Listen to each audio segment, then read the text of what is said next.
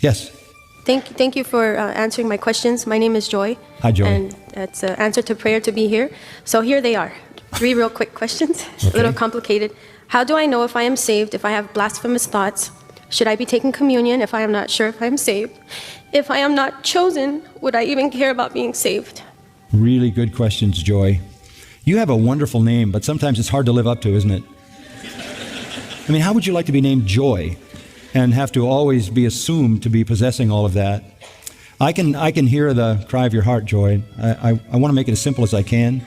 The fact that you are asking these questions is evidence of the work of God in your heart. It is evidence of your desire for Him and for salvation and to know Him. That is evident there. The fact that you would stand up in front of all of us and unbear your heart in such a sweet and honest way is evidence of the hunger of your heart to know Him, and I think that's what you're essentially saying. The way you know that you are saved is by your desire. Do you desire to know God? Yes. Do you desire that He would know you and love you? Yes. Do you desire to love Him? Yes. Do you desire to honor Him? Yes. Do you desire to obey His word? I do, but I can't do it on my own strength. Well, of course not. Join the club. And that's why we're all here. This is the same with all of us. It's all of grace, isn't it? It's all of grace. The Apostle Paul in Romans 7 helps us because this is the Apostle Paul. This is the one that we would elevate as the supreme example of a Christian. And he says, he calls himself a wretched man because he says, I do what I don't want to do and I don't do what I want to do. He said, there is a principle in me that loves the law of God, but I see another principle in me warring against the principle of my mind, and it's the principle of my flesh, causes me to do the very opposite of the things I want to do. And he says, oh, wretched man that I am, who will deliver me from the body of this death? And that's a very interesting illustration. One of the ways that murderers were punished in the ancient world was that the victim that they had murdered was strapped to their body, and eventually the decay from the corpse would destroy them. Paul feels, even though he's a believer, that he's got the dead body of his sinful nature still tied to him. So what you're saying to me is essentially the same cry that came out of the noblest of all Christians. And that very cry is evidence of the work of God in your heart, that you desire to know God, to be loved by God, to love God, to honor God, to obey God, and that you know you can't is a statement of a genuine believer.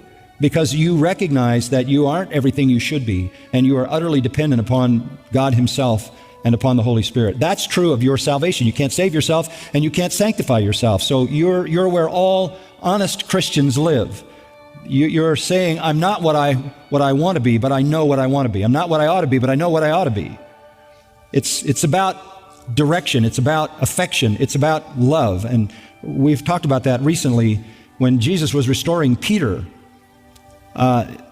In John 21, he said 3 times, do you love me? Do you love me? Do you love me? And Peter had been caught in disobedience again.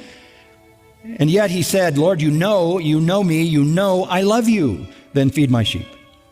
He accepted the failing life of Peter, the tendency to be disobedient, and even maybe to have ungodly thoughts, which is just part of that remaining sin nature.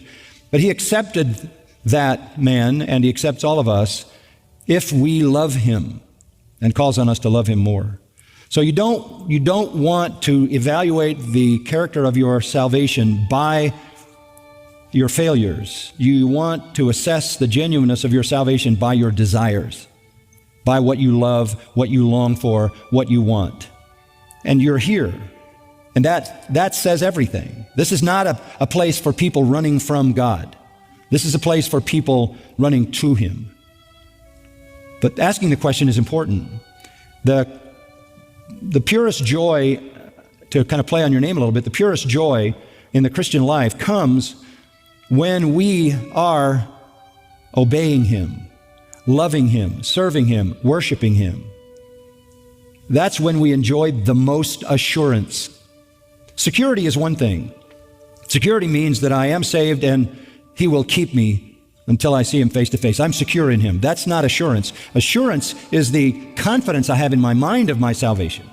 Many people are saved, they're secured by God in that salvation, but they don't always have the assurance. Why do we struggle with assurance? Because we know our weakness, because we know our temptations, because we know we're not what we ought to be. Sometimes because we fall into a pattern of sin and we lose our assurance. Sometimes because perhaps we have been taught wrongly that you might do something cause you to lose your salvation, and that generates a certain amount of fear. But to go back to the main point, the very desire of your heart is the evidence of the work of God in your life, because unregenerate enemies of God don't have those desires. Okay? Does that help? Thank you. Thank you, Joy.